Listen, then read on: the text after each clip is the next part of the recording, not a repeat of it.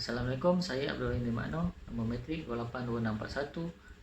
Di sini saya ingin membuat pembentangan berkenaan demokrasi Amerika Syarikat. Pengenalan. Demokrasi tidak terdiri dari satu set institusi unik yang boleh digunakan secara universal. Pendidik yang mengajar rakyat tentang demokrasi harus menggalakkan orang ramai untuk menyatakan pandangan mereka tentang nilai-nilai yang telah wujud dalam cara orang berinteraksi antara satu sama lain dalam komuniti kehidupan seharian mereka. Daripada koleksi ini, pendidik akan dapat menghasilkan satu set aspirasi nilai yang dibuat khas untuk menyokong demokrasi. Ini akan membentuk asas yang boleh digunakan untuk meneroka bentuk tabik urus yang wujud di negara mereka dan sejauh mana ia boleh ditakrifkan sebagai demokrasi. Malaysia telah menjadi K4 civilization, budaya dan agama serta laluan strategik di laluan sutera maritim sejak abad ke-6 dan abad ke-7. Walaupun begitu, Malaysia kekal sebagai sebuah negara yang agak aman dan rakan strategik yang penting kepada Amerika Syarikat untuk berdagang dan kerjasama strategik dalam konteks serantau yang sangat sensitif. Seterusnya, demokrasi perwakilan. Demokrasi perwakilan ialah satu bentuk tabik urus di mana rakyat menggunakan hak mereka untuk membuat keputusan politik melalui wakil rakyat mereka. Intipati demokrasi perwakilan terletak pada hakikat bahawa kehendak rakyat dipenuhi melalui badan perwakilan yang dipilih secara langsung oleh rakyat sendiri. Dengan terciptanya negara bangsa yang besar, di mana ia tidak boleh ditadbir melalui bentuk demokrasi langsung, perwakilan menjadi satu keperluan tanpa sebarang alternatif. Mesti menyebarkan idea demokrasi perwakilan, di mana rakyat akan memilih wakil mereka sendiri untuk membuat keputusan dan mengisytiharkan undang-undang. Demokrasi perwakilan telah menjadi sangat diperlukan bagi negara demokrasi di mana rakyat lebih mudah untuk membuat keputusan. Intipati demokrasi perwakilan terdiri daripada pemenuhan kehendak majoriti rakyat melalui institusi dan badan perwakilan yang dipilih secara langsung oleh rakyat. Kedaulatan dan pemerintah rakyat tidak dilaksanakan secara langsung oleh rakyat tetapi melalui badan perwakilan yang dipilih oleh rakyat dan diberi kuasa dengan mandat mentadbir negeri.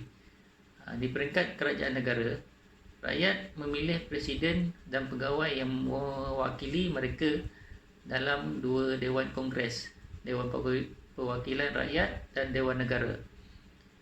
Presiden Amerika Syarikat, Kongres dan Mahkamah Persekutuan berkongsi kuasa yang dihaskan kepada kerajaan negara oleh Perlembagaan Amerika Syarikat dalam mewujudkan sistem berfungsi yang dipanggil federalisme.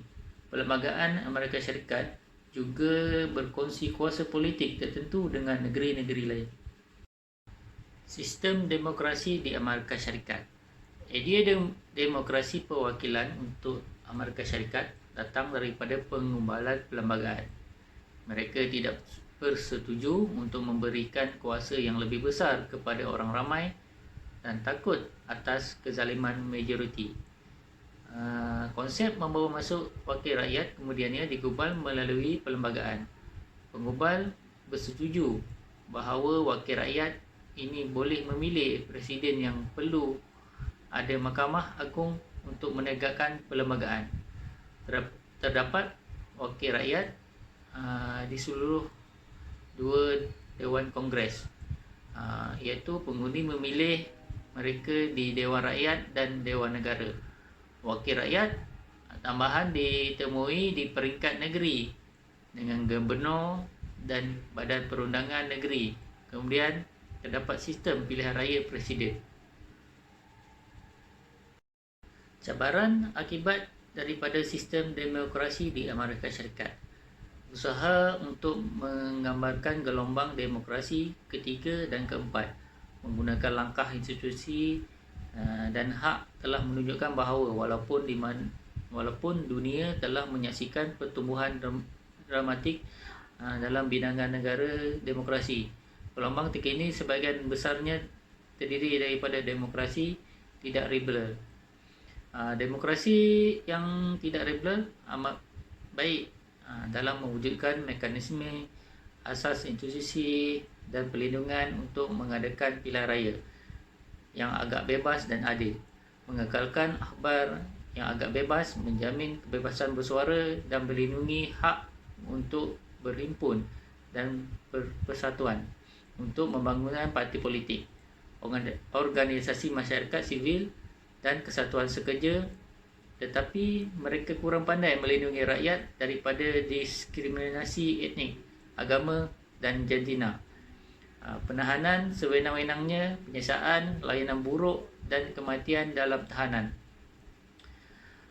Penyokong hak asasi manusia menambah bahawa demokrasi yang tidak liberal ini sangat buruk dalam menjamin perlindungan hak ekonomi dan sosial, menunjukkan masalah berterusan dengan pengecualian sosial dalam bentuk akses terhad kepada keadilan yang bermaksud bahawa walaupun warga negara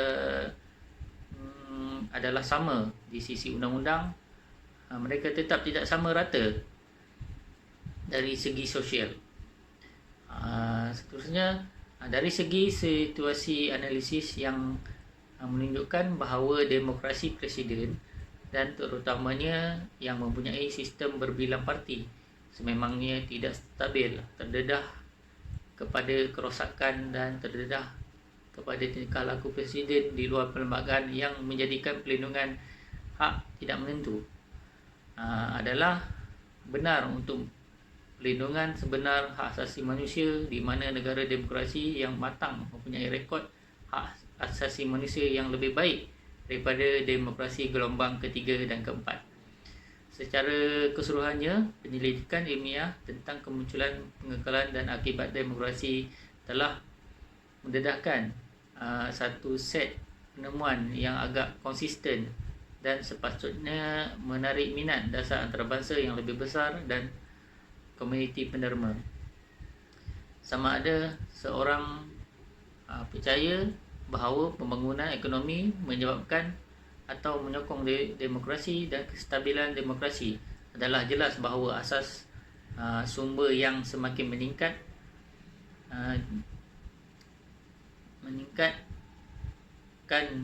jenis pilihan yang tersedia untuk rakyat biasa dan juga kerajaan yang dengan cara yang sepatutnya dalam jangka panjang untuk membentuk kecenderungan konflik dan ancaman kepada demokrasi.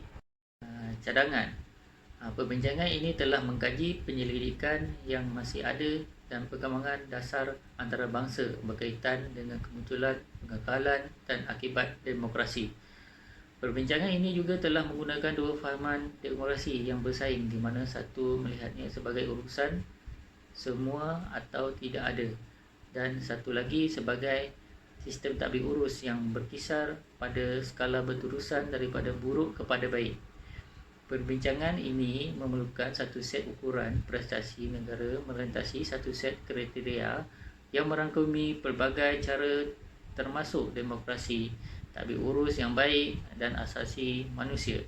Manakala penggunaan langkah-langkah tersebut berbeza daripada syarat ambang peruntukan bantuan kepada mengenal pasti pintu masuk yang penting, menggalakkan pembaharuan dan pembangunan institusi, pengurangan yang wujud dalam mana-mana percubaan untuk meletakkan kedudukan negara semestinya akan membawa peruntukan bantuan yang akan dianggap negara membangun dan sebagai tidak adil atau sebagai hukuman yang tidak perlu. Dan akhir sekali, rumusan. Demokrasi perwakilan adalah pilihan yang tepat untuk berkhidmat kepada negara dan menyelesaikan sesuatu.